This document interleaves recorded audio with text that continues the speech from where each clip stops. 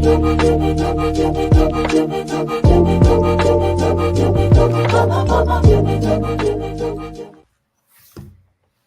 morning. Hey, Good morning. I think it's we kind of got in here hot and heavy really quick, and so we're going to be kind of, where are we at? What's happening? But you know, this is not your average podcast. So Not your average podcast. I literally had it in the chamber, man. So let's see. Well, let's just get started. Start us off, Family Man. What you got? Well, what we got is that last week we were able to see that there were a bunch of the people from the dev side for Gala that were gathered in person to do a bunch of stuff. Apparently, they kept it close to the chest. We know that they were obviously doing some planning. They have I don't know. There's an ongoing conversation about the kind of the 2024 plan. So no doubt they were doing some of that, but who knows what else was going on there. We did get a little bit, and we'll talk about that later. One of the things that came out of that ahead of the game, which Jason hosted from this area where they were meeting, they turned their attention to spider tanks, and they said they're going to be completely removing the honor system from the spider tanks game. All of it's going to be removed, which is interesting because I know that there have been some situations on the website where you go to mint anything or export anything, and it tells you your honor's going to take a hit. You know, like you're going to mint your e-time, and it's like, this will reduce your honor score or something. Wait. I'm not even playing spider tanks right now. But yeah, that whole thing is going to be removed, which means free flow of silk. People are going to be able to earn it. They're going to be able to do what they want with it. The one thought that occurred to me pretty quickly, and it may have even been triggered. Someone might have said something, and I just happened to notice it in a post. But there is still the bridging fee. You know, you're gonna, like, if you want to use it within Gala, you can send it to other people, and that's really convenient because that's still free. You know, if people are interested in buying things in Silk, or if they're just trying to amass the token, there won't be any transfer cost there or transaction cost. But you do have the current bridging situation. What is it? Minimum $10, and then 2.25 times the whatever the ETH bridging cost actually is. Did they just make it a solid 2.25x? That's what it was said to be originally. I don't know if it is stuck hard and fast. We know for a fact it wasn't that originally, because it was literally like it would go from like $1,000 to $60 to 470,000. Right now it's $20. This is not necessarily what was immediately implemented, but was immediately intended. Gotcha. So yeah. Well, you can see here that the honor points are still, you will lose 1,200 honor points. So yeah, it hasn't been done yet, but it's on its way out. So don't anybody go transferring all your silk just yet, because who knows how that'll affect things if you do drop your honor to 0 and then have to start in the new system. But probably wouldn't impact you, but at least for the time between now and when it is removed, you would you handicap your earnings. Yep. Another thing about spider tanks, the own GG tournament from last November, where they included a bunch of games from not just Web3, a bunch of Web2 games, popular different popular titles, but spider tanks was a part of that. Apparently there was a hiccup with the delivery of the prizes for that, and that's now been taken care of. They when that was brought to their attention, they did act pretty fast on that, so that was good to see. yeah, no, that is good to see. We had oh, go ahead. I'm just saying, I've been trying to game theory what their full play was with no honor now. Obviously the bridge fee is big. Like they're like, it's going to at least benefit overall Gala, right? Because of the bridge fee. But then I'm hoping my optimism is that, like, okay, they have some sinks planned. Like, if we're gonna take away the fee, let's add some sinks in and actually get this update out, because there's apparently a big update behind that hasn't been released yet. So Well, hopefully shall that's it, and it's not a manner of them just wanting to open up the floodgates of the silk that's been sitting in the background. As you see, I had a bunch of silk just kind of sitting there that I haven't bridged or done anything with. That they're just waiting to allow that to free flow into the market and then just crash the market out of vindictiveness. I don't think that's what they're trying to do, but you got to look at both sides of the coin that might be happening here. Since they haven't been on the same page recently. Yeah. Spider Tank's team and Gala. Is it a way to make it show like, look, Spider Tanks is horrible, even though they're pushing the tokenomics of it. But I mean, I would hope that it's a matter of bringing to light, like, you don't need a honor system. Implement good tokenomics with syncs and everything else, and push the update and get Spider Tanks back going again. There's a lot of people waiting to play, man. A lot of people. And there are even some people still playing religiously. It's not many, but there are a handful that just refuse to give up. Well, we get a few. I mean, obviously with the Moth and Gala Collective running, tank stuff, it's you can see it all through there. Just what they have going on there. So there's people, but just not what there can be. So right, agreed. I think one of the consensus in the community is that this could be the best game that Gala had. It definitely rivals the rest of them and everything in Web3 right now. There's too much drama right now. It is my understanding that game media was against the honor system, and that this could be them actually talking and figuring things out as well. Mm-hmm. So I'm hoping that's what it was. Partly. Okay. Yeah, that would be nice. Yeah. One of the other games that looks really promising, Last Expedition had a little bit of a hiccup. They sent out an email, and there was some information in there that wasn't accurate. It said that they were going to be distributing the Lex coin to people that were winning in the matches, and also to node holders. So Klopticon got on Discord and quickly said, no, that email was that part of the email was erroneous. But he called it a glimpse into the future, where it's like that's what's coming. That there's going to be a token to earn. It's going to be based on the people that win the tournament or win the match, and it's going to go to the people that the server that they're playing on, the node holder. So they're going to share the generation of those tokens. Nothing about actual hard and fast tokenomics, just the fact that that's where the coins are going to come from our side, from the consumer side. Another really cool thing about going on within Last Expedition right now, Visualize, who's one of the Spider Tank's OGs, at least he proudly sports that tag in Discord. He's been running daily tournaments. As of now, I was looking on his leaderboards. It doesn't look like it's gaining traction just yet, but that might be something that we could talk to the Moth members who are really excited about it.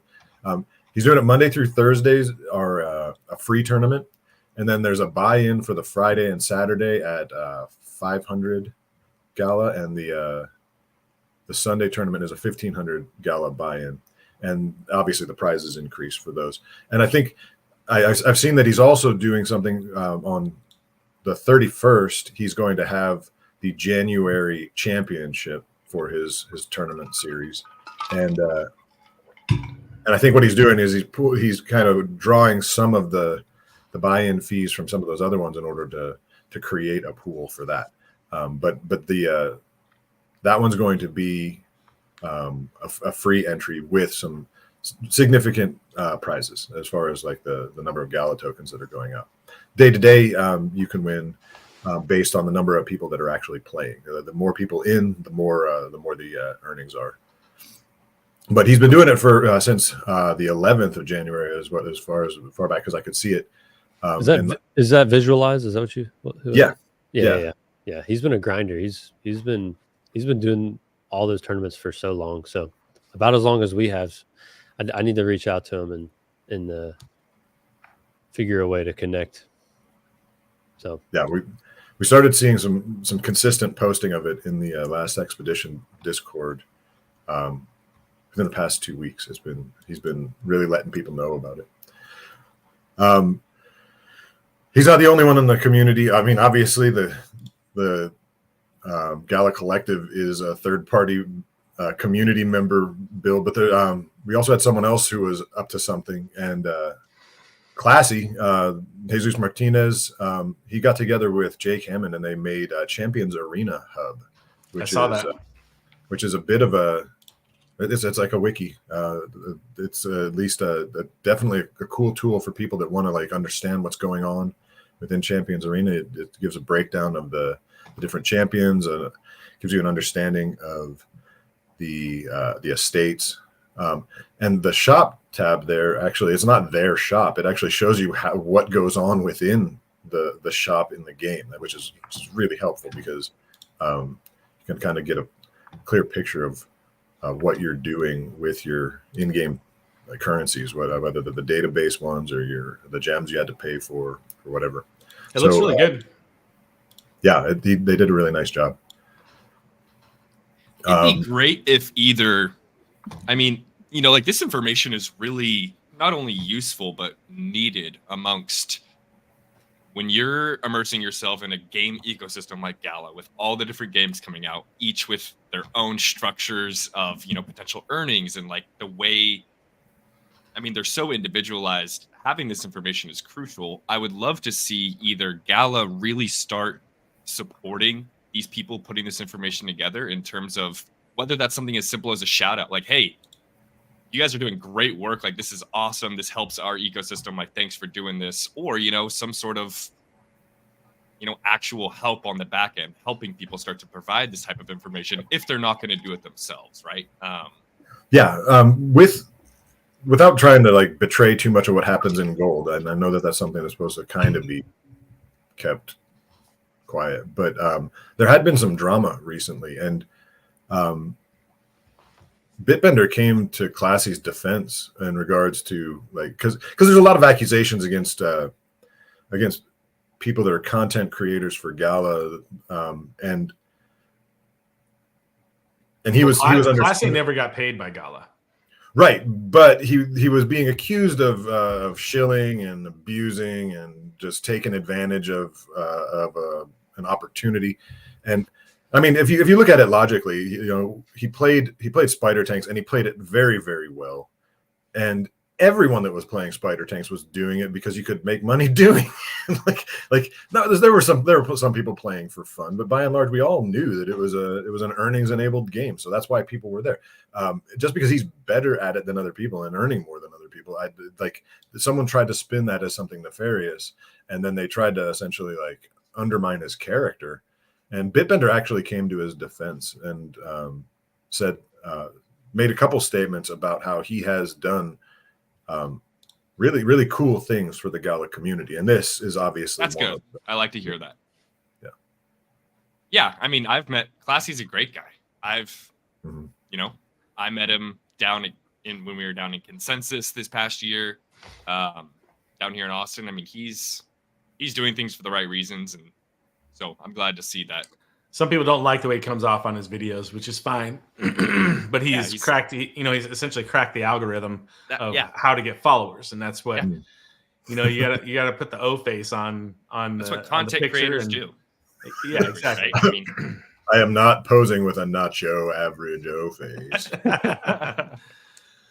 But yeah, I mean, overall, he likes the idea of Web3 gaming. He's into it, and when you actually listen to the information he's given, he gives really good information. And he's not just a pure shiller, right? Like he doesn't just shill it to shill it. So I don't know. He's a good guy.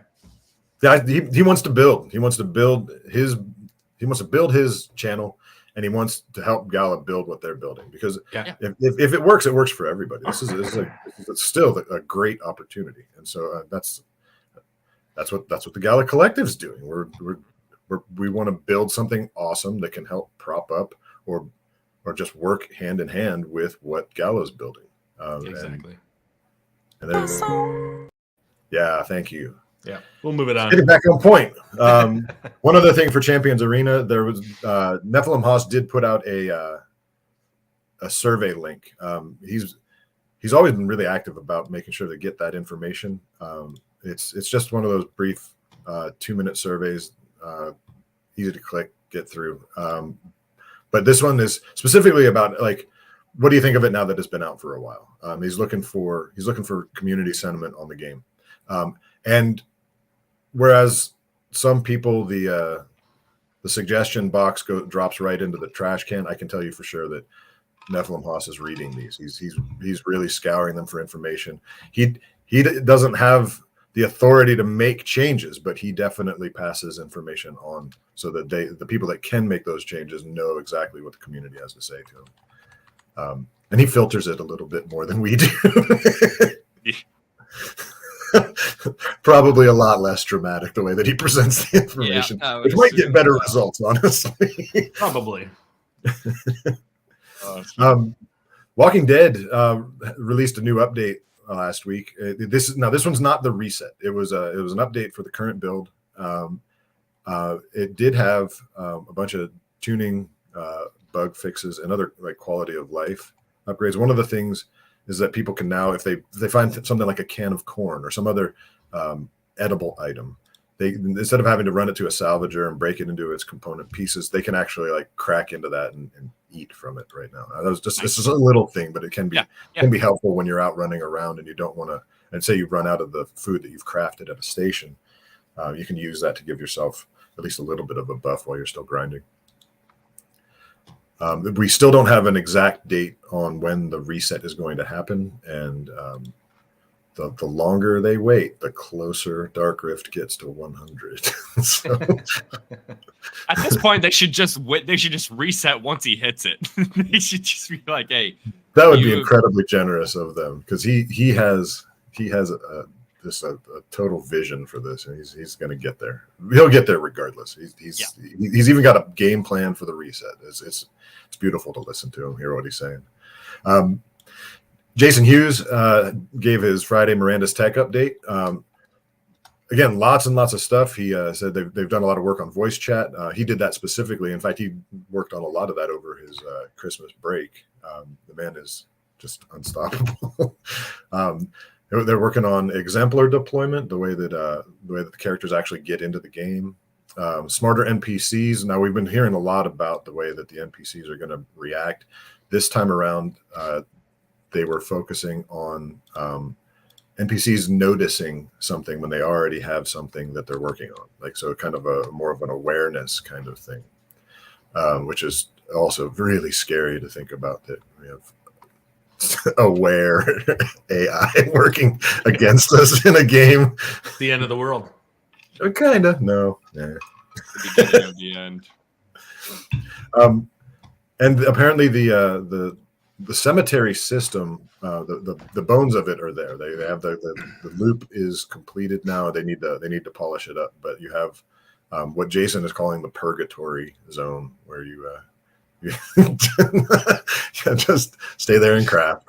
Yeah. We'll bring you materials. I'll bring you wood and just troll everybody in there. Bitbender also mentioned there in the ahead of the game, which we're about to get to. He mentioned the gathering in Austin.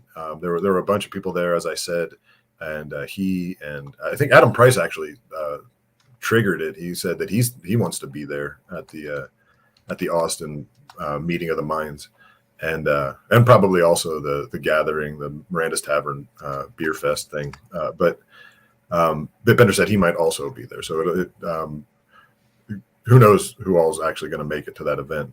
I did see that you said you had a meeting before the meeting. No. That's in my secret channel. You're not supposed to say anything about that. Oh, wait. Oh, shoot. I thought I was in gold. No.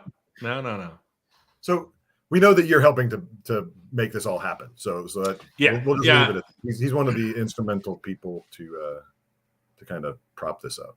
Yeah, we're helping cover costs and make it so it can actually happen. So yeah, okay. So look at me leaking. Let's get to some other people leaking. save for Quick. my I didn't hit that one fast enough.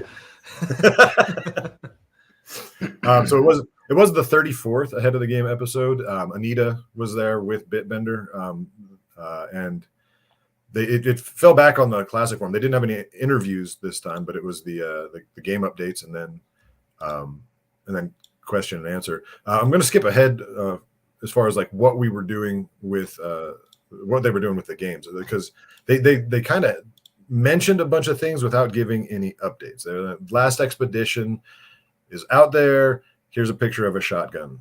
So a lot of these things were just kind of keeping the balloon in the air. Hey guys, these games are out. These games are playable. There were some neat little things that did come through. There's going to be a Meow Match stream scheduled for Wednesday. So people that are enjoying that game, and it does seem to be keeping an engaged community. It's going to be a informational stream on Wednesday. They haven't given us the time yet. Another thing, talking about leaks, Bitbender was kind of prodded into saying some things about The Walking Dead, and he let us know that in addition to like the work that they're doing with the dead coin mechanics, they are planning, and it's not guaranteed, but very well could be possible for Gala to be able to be used for in-game and in-app purchases. So that would be a new step in regards to the way that you can interact with your games, rather than having to go to the Gala store. You can actually like use your Gala directly in the game. Well, I mean, that's kind of what we've all been hoping for a while, right? Is actual utility of the token within. Did he actually say use Gala in the game? Yeah. So we're going back to that again? I mean, I love that. I'm in. Well, not as far as it being the game token, but that for certain purchases, if you don't have the dead coin, well, just like if you would go to the Gala store, you can purchase in Gala or ETH or with your credit card. Yeah, but where can I do that in any game yet? Right. Well, that's just it. They're going to be. He says that it's likely that they're going to be putting that into the Walking Dead Empires. So, woohoo! I like it. Okay. I mean, yeah, it's another one of those just kind of quality of life things you were kind of talking about earlier, right? I mean, it's something that actually could make someone's life easier and potentially persuade them to make an action they might not want to make beforehand, right? Like, say you couldn't use Gala within it, and you're like, I don't want to go through the whole process of going to the store, moving things around, whatever. Oh, I can just do this in game real quick. Oh, let me just do it. I mean, your kind of consumer reaction is different based on, the ease of use in that sense. So I like it makes it feel like you can make it. Well, it makes it feel like a game. There's no real like Web 2 games that don't have that, right? Like Fortnite, you're buying V-Bucks in the game. Yep. With your card in the game. So having that feel where you never have to get out of the game. Mm-hmm. Yeah, complete immersion. Yeah. Yeah, and I have no idea what kind of a tech lift this is. I'd imagine that it's going to be different for each game. So they're going to have to find a way to, if they're going to implement it across the platform. Dark Rift City is 5 days away. 5 days. 5 days. Woo! That's impressive.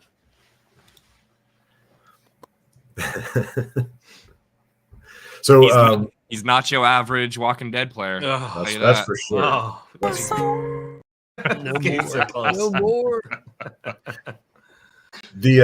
Another game that they brought some interesting news up for was the Poker Go Play update that came out last week.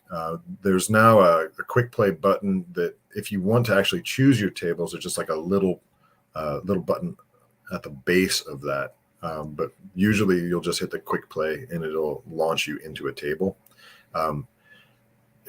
If you want to adjust your preferences, you do have to go into the other menu. I know one of the new things that they've added are 5-person tables, and I personally prefer the 9 most of the time. There's a time and place for it, but it was prioritized. So I was hitting the quick play button, and it just immediately launched me into a 5-player table, and I quickly exited that 5-player table for a 9-player table.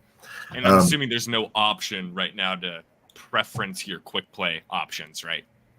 In terms of I think they go by your standard. Oh, okay. So I have one of the buttons you can select is like any buy-in.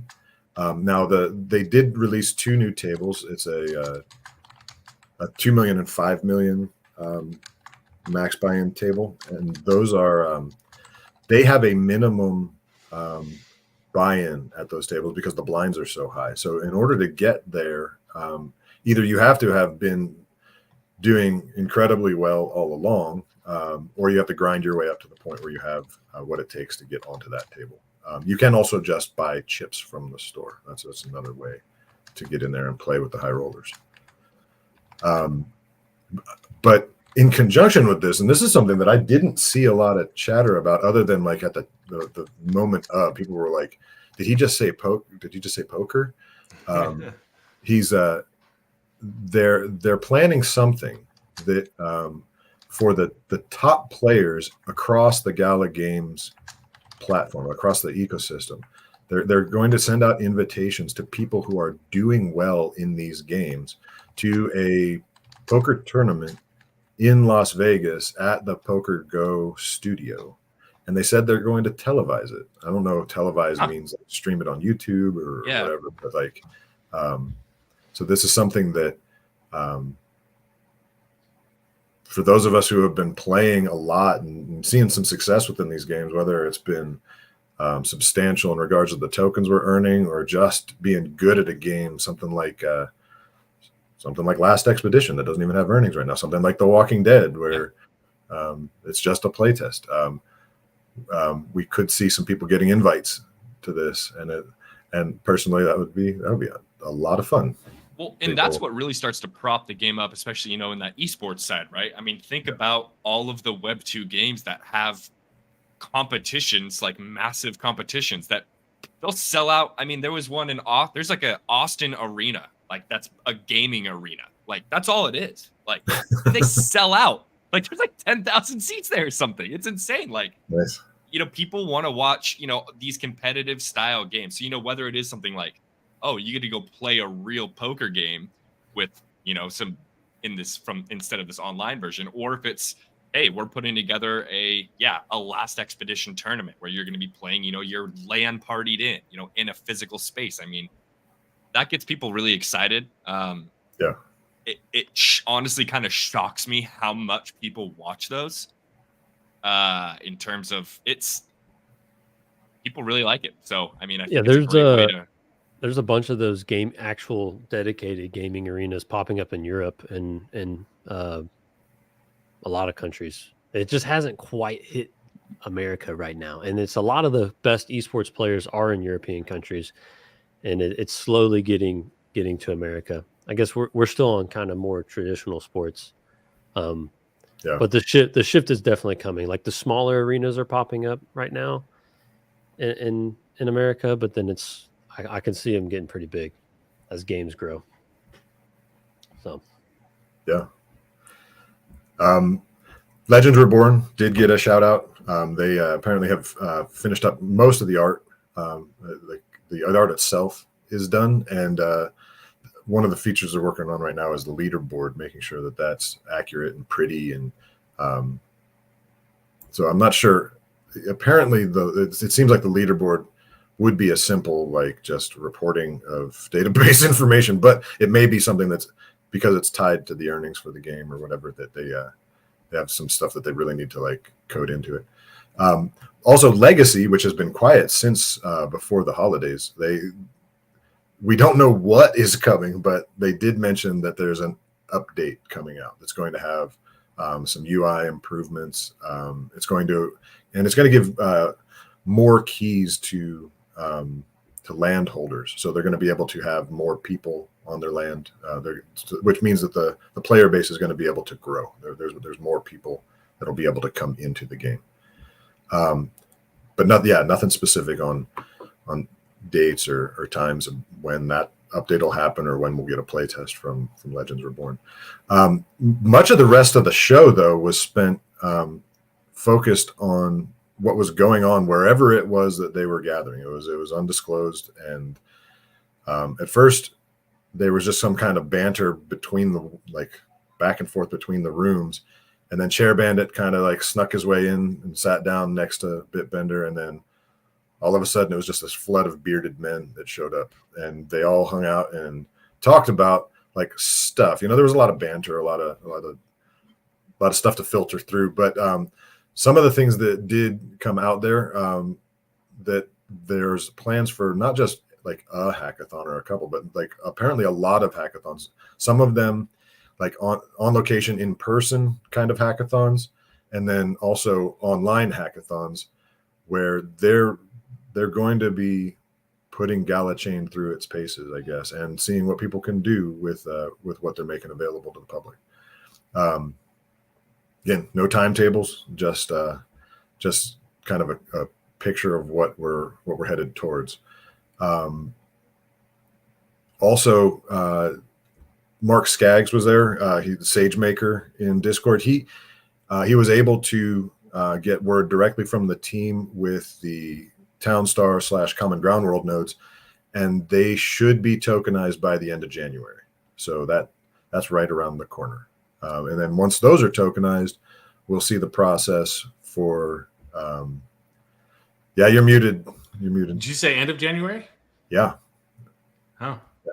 So so just literally after right that, around the corner. yeah, founders nodes are maybe probably not directly on the heels. They're probably going to have to do some troubleshooting and make sure that it works just fine. But once we can see it happen with the Townstar nodes becoming the Common Ground World node tokens, we're on our way to tokenizing the founders nodes as well. So in 8 days, they're going to get a light paper for Echoes of Empire. They're going to launch like Echoes of Empire, and they are going to tokenize the Common Ground World nodes. You have definitely hit on one of the ones that seems to be the most confusing to all of us. This is a massive game that requires a massive player base to really like kind of tap into it. And they're still very quiet on that. We don't have any sales. There's supposed to be ship sales. We've been getting very little communication, but the date is still firmly there as January 30th. That's when it's going to launch. And I don't know if you want to share too many of the plans, but Tim, there's an ancient that gives access first to the game. We're going to be able to hear some interesting things about that. Do you want to talk a little bit about it? Yeah, sure. So the collective is gonna start off running the ancient under the Moth. We're gonna be the first in the game. We're gonna stream it under the collective, and really try to, get people watching the game, get people in there, organizing. I mean, the plans from the actual game running or asset running part in the game is I'm going to get in there. I want to work with everybody on where to put the ancient, work with people on that, and then work with everyone on how we want to put our claims around the ancient as well. And then, kind of create kind of general war board. How are we going to put all the pieces in there and attack it? So we're going to do that. For the collective in general, we're working with Moth on this right now. I'm gonna play under Moth, but like down the road as well, it's open for anybody to come into the collective and partner with the collective and work on stuff. So yeah, well, what's interesting. I want to be clear because you keep saying that the Moth's going to run it, but the Moth's running it only in the fact that like we want to involve all other guilds, right? All other guilds are, we're bringing them into the Gala Collective Discord, working with them together. It's not just a Moth only type of situation. You're there because, hey, that's our ancient that I need somebody to run for us. And, the Moth has the people that are there, and we've been working together in a lot of things to start with it. And we're going to move down that road. But the overall end goal is the Gala Collective is going to own this and involve the entire community. Want to make sure that that's clear. Right. And the part of how that happens is when the GG token gets distributed, all of a sudden it gets into the hands of the collective where we get to vote on how this stuff is ran, how who's going to be the best person to run this, all the nitty gritty stuff. Well, I'm really excited about the fact that you get to get in there first. You'll be able to like take a look, move yourself around. There are multiple claims that you're going to be able to deal with there, and we'll be able to see what's going on before anyone else in the world, and so that's kind of exciting. So you'll have to. We'll be posting links and letting people know how they can keep an eye on what Tim's up to with that. Last game to really chat about is Eternal Paradox, and season 1 is nearly over. We're in the last stretch of the last day. So as of 4:00 Pacific today, the season will close, and we had the third Rings of Ruin conquest. Now, I'm deeply involved in this game right now, so I'm going to try not to completely fanboy out on it. But what's really remarkable about this game is that the people that are playing it are loving it. Now, it's not a shooter, so it's not going to invite that kind of crowd, but it's got a lot of elements of almost every other game out there. You have your turn-based RPG, and you've got your 4X, and then you've got your team play. The guild structure. And then it's got all the elements of leveling characters and resource management and things like that. So, again, like people are really enjoying it. If you're reading through the Discord, up and down, I just see general content with the game, and then the team continues to just amaze us. They released an announcement just last night. For us, I guess it was morning in Korea, and season 2 is going to have some sweeping changes, not as far as like undermining the way things are already, but just kind of an extension in. So it's going to go deeper, whereas normally you had a 6-star promotion as your cap for your mercenaries and for your armor. They've extended that to a 7-star promotion for this season. They've expanded the way that you can earn daily player points. You can get them through not just every action, but once you get to the top tiers of certain actions, you'll be able to like harvest daily player points that way.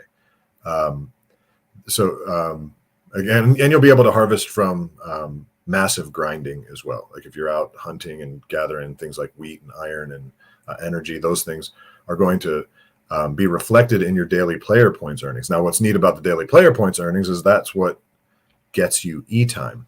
But rather than having it be a fractionalized distribution, there's actually a chart that it's like the placement chart, similar to the way that when you finish a Town Star / Common Ground World tournament, you're either in that place or you're not. The top 50 get paid, and it doesn't matter what your score was, you had to be in 50th place. Well, if you're in, you can see the breakdown as soon as you click on the season button. Every single day you see who's in first, who's in second, who's in third. Black Harp has consistently been in second, largely because of the earnings from the ancient lands. But there have been days where someone that has less lands, in fact, maybe no lands, was able to really apply themselves towards grinding daily player points off of a bunch of different lands, and then and challenged for that number 2 spot, that number 3 spot. So there's going to be some interesting shakeups in regards to just how e-time is being distributed, and it's not. I think they were looking for a way to make it so that it was a little bit more accessible to the people that were really playing the game, people that were grinding, that were putting in the time. They also said there's going to be a 2-quota system now, so that you don't have like it had been a 24-hour period, and at the end of that 24-hour period, that determined your placement on the leaderboard. Instead, they're going to do 2 12-hour quotas over a 24-hour period, and that's to give people in different parts of the world a better opportunity. So, like, if the reset happens for us here at 4 p.m., which is fine. You know, a lot of people are coming home from work, or a lot of people that's a good time of day for West Coast Americans to start grinding, and the DPPs would get sucked off of these lands by the players that were able to be active then. And so people in other parts of the world that would have been asleep at that time would either have to set an alarm and get up and grind, or they'd miss out on their opportunity to harvest daily player points. And so they've shifted that around so it creates a little bit more global fairness. There were a lot of other updates in that, and I'm not gonna read them all off, but each of them addressed something that was not a problem, but something that they just kind of like dialed it in a little bit better. And so the community response to what we saw in this announcement, again, overwhelmingly positive. And that's awesome to see, right? I mean, you run a whole season, you evaluate what happened over the course of that season with player input, your own, input, and seeing how the game operates, and you make small adjustments going into the next season. I mean, that's what it should be. I mean, I feel like that's some degree of a standard amongst regular games, right? You have continual patches. You have these things to just improve that experience for the player. So the fact that they're doing it and the people in it are really enjoying the game, I think that's awesome. Yeah, they're a very responsive team, Endream, and not just responsive in the sense that they tell us something. They're doing stuff, and they are listening. You can see it from the changes that they've made. There is going to be one new character released for this season. He's going to be a water character, Akari, but they're not thrusting a bunch of new characters on us either. So we have I think we have a lot to look forward to with this game. There's going to be some there's going to need to be some sort of marketing. Somebody's got to say something about it. But I think once people start discovering it, it could very easily become popular. Marketing's been a big one for all these games. It's been promised by Gala. Spider Tanks was a big one. They kept talking about how they were going to have a massive marketing campaign to go through, push it through, get it out to the masses and get people into play. So marketing is a big one. I know they've, just started doing a couple things just recently for marketing stuff. Whether that's going to translate over to the games, I don't know. Love to see it. So, yeah, it's nice because they now have something that, when marketed, it's a deliverable product. I can kind of understand the hesitation to market Spider Tanks in its current form. 100%. Oh yeah. So, but now a full season's passed, and Eternal Paradox seems to be humming just fine. And it'll be interesting to see what happens if there is a massive influx of population, what's going to do to their servers or whatever. The marketing. I'd love to see it. I'd love to see that, man. Get the players in. It's going to be fun. Yeah, agreed. That is a good time to Quasso. Here we go. So, something that slipped my mind as we were going through. Champions Arena, I ended up thinking about this when we were talking about how there's only going to be one EPX character. Champions Arena is actually launching. They put a video out just as an announcement. A bunch of new characters that aren't yet in the game. That we saw many of them in the play tests, but it looks as though there's going to be some sort of like a gacha box sale or something like that, because they also included with the kind of like layout of all the different characters that are involved in whatever it is that they're doing. They also mentioned ancient estates. So I think they're going to be doing some sort of gacha box shipwreck crate type thing for Champions Arena in the near future. So no details on that, but they were.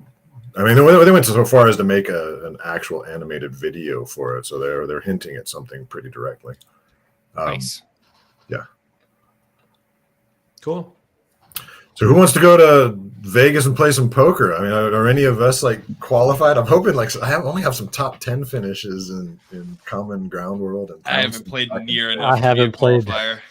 I haven't even no played. idea if I qualify. But I'm a I'd love to blackjack see guy y'all, personally. That's my. I like playing No against way. myself to a degree rather than everyone else. I don't like playing with people. I just want to like count cards. Big It's systematic and it makes sense to me. Yeah. It is like two different kind of people. The people that really enjoy blackjack versus the people that really enjoy poker. I enjoy playing poker with poker my you play the friends. people, and blackjack you play the cards. Yep. Yeah. So I mean, it's two totally different games. Cats and dogs. Cats Yeah, and it's funny. dogs. I actually show something here.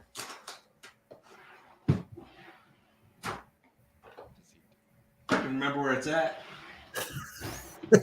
Got a World Series poker bracelet or something? No. I was actually I did find that not that, but so I made these poker chips a while ago, like a long time ago. Oh yeah. And Shit. so- Yeah. Yeah, they're I can't really read that, but anyways, they're legit poker chips. I did ETH, BTC, Dogecoin, and I did Gala too because I did this back in I think I made them in 2020 sometime. Played a few little local tournaments, did some fun stuff here, but I was just going through a bunch of closets over. We had a big ice storm, and then I found these, and I'm like, damn, I need to start making some poker tournaments again. It'd be fun, local. You should talk to Bitbender or someone else. Maybe get those Gala chips at the Las Vegas tournament. That'd be fun. Yeah. The guy that made him, his whole shop burnt down. But I think it was an insurance thing because Oh jeez. I talked to the guy. He's like, "Yeah, my whole shop burnt down. It's all gone, But I'm just gonna, I'll rebuild my shop." And I'm like, "Okay, so what are you gonna do? Do the chips again?" He's like, "No." And I can't find anybody that'll do these because these are legit. Your clay, chips. I think you've seen them. I think I showed you, Blake. Yeah. Oh yeah. But they're nice. They're great chips. But anyways, maybe I'll. We got the Blackheart building is going to be hopefully accessible soon for holding little events, and maybe throw a little poker tournament in there for some FIC hammer holders. Come on in. That'd be fun. That'd be a great time. Free entry. I'll even drop the entry for them, and then they come in and play. Yeah, exactly. Just get them in, have a good time. It'd be fun. Sweet. Well, that's a show. We got pretty good the rundown show. on what we had happen in Gala this past week. There's the next week and a half. There's gonna be a lot, man. Like with Yeah. as soon as we get that light paper in, there's gonna be a lot of chatter going on there. Obviously the nodes are gonna be a huge drop. If Spider Tanks actually gets their stuff sent through, that's gonna be big. But I'm excited. Yeah. But thanks for cool. joining us, guys. This is great. Yeah. Thank you. We will catch y'all next week, and thank you for being here. All right, guys. Take care. See you later. See you guys.